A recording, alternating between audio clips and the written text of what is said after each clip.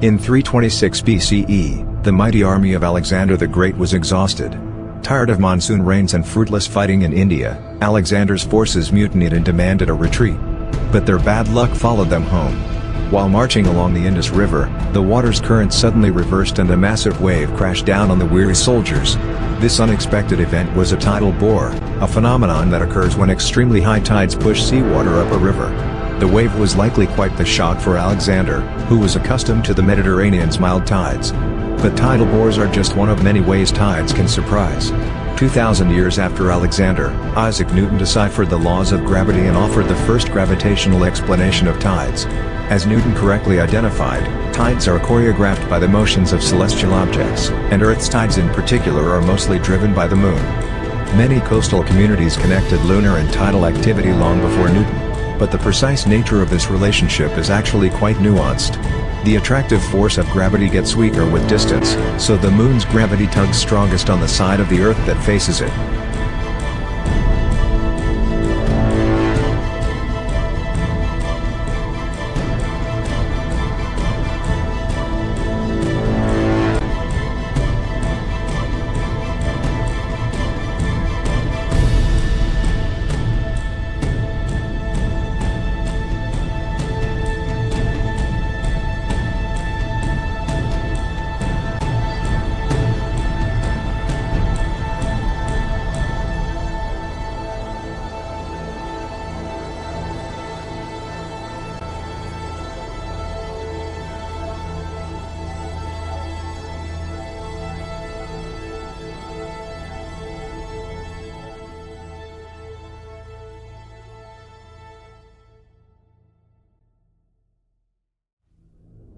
There, gravity pulls the oceans up into what's called a tidal bulge. Yet at the same time, another tidal bulge forms on the planet's opposite side. This might seem like gravity-defying behavior. But that's because we often think of the moon as orbiting the Earth, when in reality, the Earth and moon orbit each other around a shared center of mass roughly 1,700 kilometers below the planet's surface. In this context, the Earth is like a child holding onto a carousel. And just like a rider's hair flies out behind them, Earth's water stretches away to create that second tidal bulge. Within that orbit, the Earth rotates once a day, moving points on its surface in and out of these bulges.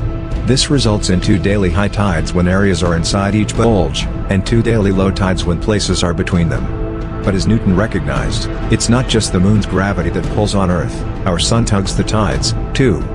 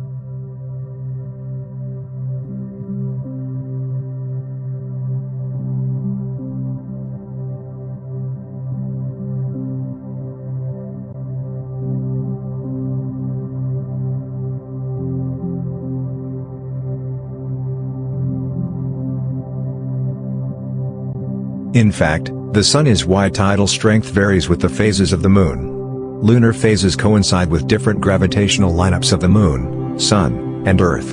For example, high tides are highest when the Moon is full, creating extreme spring tides.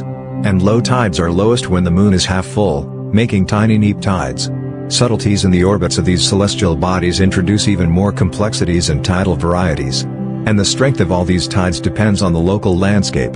Flat, Enclosed lakes and seas generate the weakest tides, while bays and narrow inlets produce the strongest. Well, at least the strongest tides on Earth. There are even more dramatic tidal forces on our solar system's other celestial bodies. Millennia of Jupiter and Saturn's gravitational kneading has generated enough heat on their respective moons of Enceladus and Europa to create oceans beneath their icy crusts.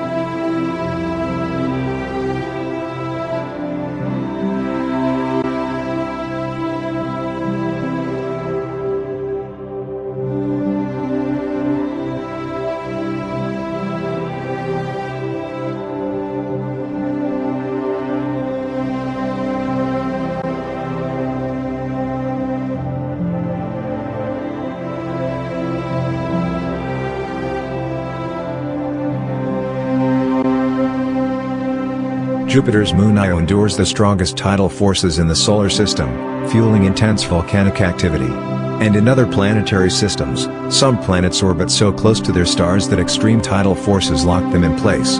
This tidal locking can leave the sun-facing hemisphere boiling while the other freezes in eternal night. You won't find a half-melting, tidally locked planet in our solar system, but given enough time, tidal forces would lock the Earth to the moon.